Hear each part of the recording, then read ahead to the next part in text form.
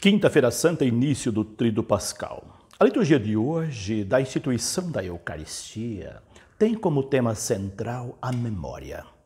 Memória não como uma simples lembrança, mas no sentido teológico do termo, de viver e reviver algo medular da nossa fé, o mistério de um Deus que dá a vida por nós para que façamos o mesmo. Esta é, portanto, a liturgia que abre o Tríduo Pascal, colocando-nos dentro da dinâmica da paixão, morte e ressurreição de Jesus. A primeira leitura é extraída do livro do Êxodo e faz memória da saída do Egito, a Páscoa judaica, em que o povo hebreu, sob a liderança de Moisés e Arão, dá início aos ritos de passagem da escravidão para a Terra Prometida. Todos os símbolos presentes nesta primeira leitura evocam o processo de libertação. É um momento singular da história do povo hebreu, um marco inesquecível, começo de uma nova vida simbolizada na ressurreição, o começo dos meses, o primeiro mês do ano, ou seja, o ponto de partida, o marco referencial. Aqui começa um novo tempo na história da salvação.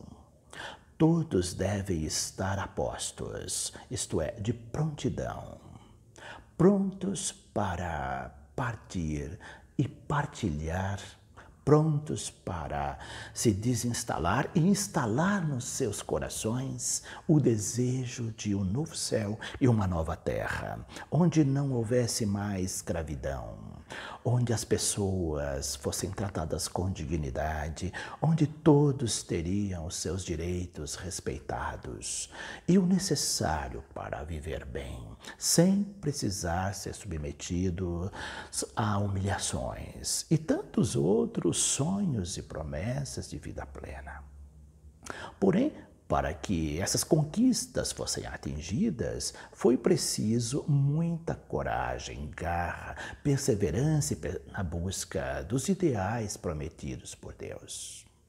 Assim, o primeiro passo foi organizar o povo, convocá-lo para a união, a solidariedade. O povo unido jamais será vencido, diz um canto popular. Essa virou canção, esse grito. Onde há união, há comunhão. Porque a palavra comunhão significa exatamente isso, comum união. E a comunhão se dá na partilha. Assim sendo, a comunidade, comum unidade dos filhos de Israel é convocada a partilhar. Cada família tomaria um cordeiro para preparar a ceia. Se a família fosse pequena, deveria partilhar o cordeiro com os vizinhos, de modo que não sobrasse nada e todos ficassem satisfeitos. Tudo devia ser muito bem calculado, para que não houvesse desperdício e também não faltasse para ninguém. Assim, o primeiro ensinamento da comunhão da Páscoa judaica foi a partilha. É algo que vemos também no centro da Páscoa e da comunhão cristã. Outros símbolos aparecem nessa primeira leitura que nos ajudam a entender a memória que está sendo feita, como parte do sangue do cordeiro imolado que era colocado, untado nos marcos da porta e lembrando os perigos e, ao mesmo tempo, a proteção de Deus. As ervas amargas eram a memória das dificuldades enfrentadas e, por enfrentar também, os pães ázimos eram sinais da pressa para fazer essa passagem. Não havia tempo de fermentar os pães. Esses alimentos carregados de simbolismo eram consumidos numa atitude de prontidão.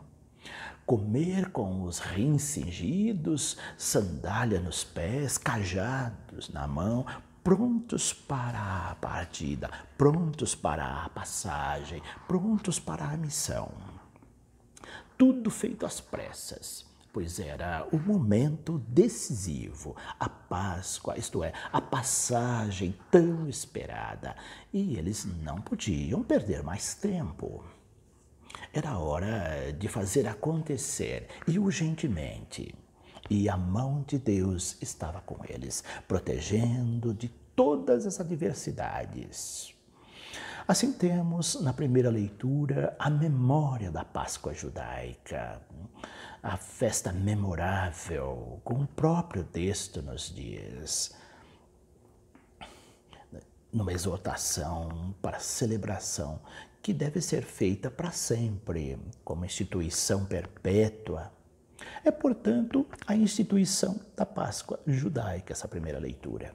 A segunda leitura da primeira carta aos Coríntios trata da instituição da Eucaristia, a nossa comunhão com o corpo e o sangue de Cristo, o Cordeiro imolado que nos ensinou a partilhar e cujo sangue derramado na cruz untou nossas vidas como sinal do amor de Deus por nós.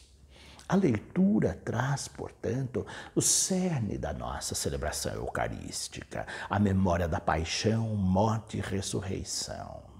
A essência do mistério pascal, como a Páscoa judaica alimenta a identidade do povo judeu, a Eucaristia alimenta a nossa identidade cristã.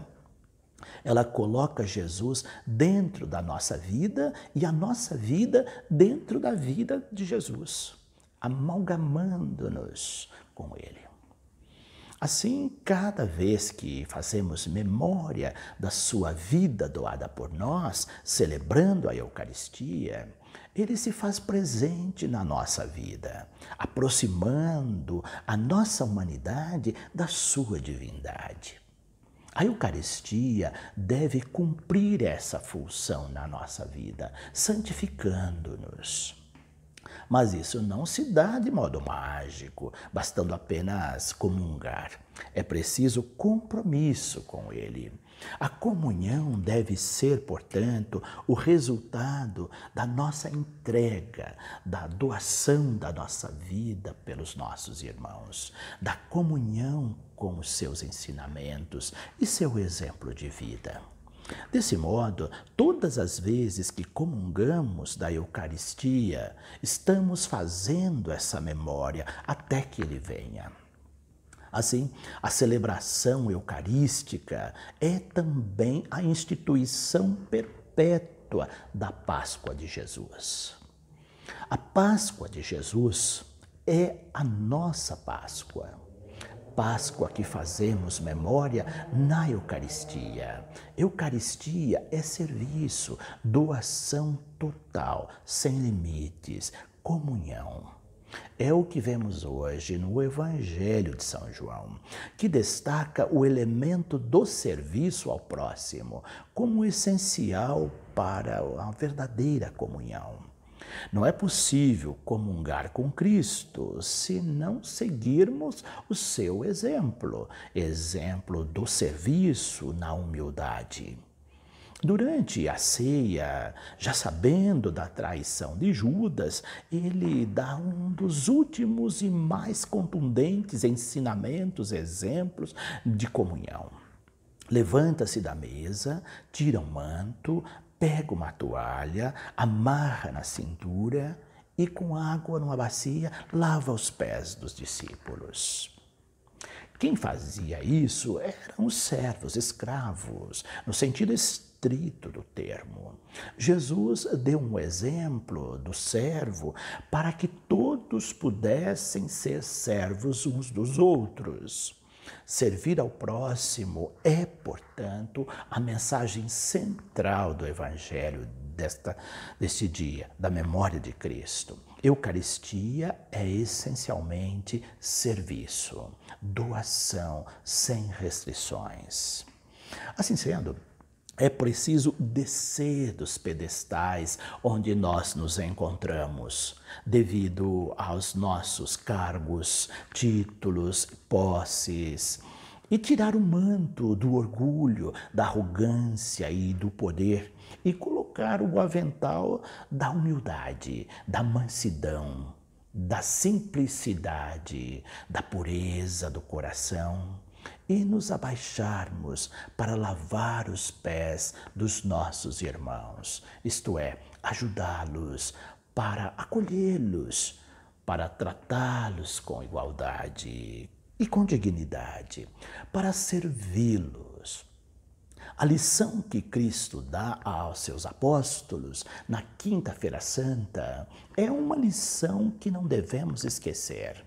Não podemos fazer dessa celebração uma mera encenação, como se ela fosse um teatro, mas vivê-la naquilo que ela tem de essencial, de teológico, de uma verdadeira memória de Jesus.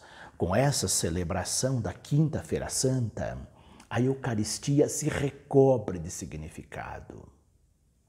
Não é possível sair dela do mesmo jeito. Quem sai da celebração, da instituição da Eucaristia, do mesmo jeito que chegou, não entendeu o significado teológico dessa celebração, não comungou verdadeiramente. Deus abençoe a todos. Feliz Tríduo Pascal.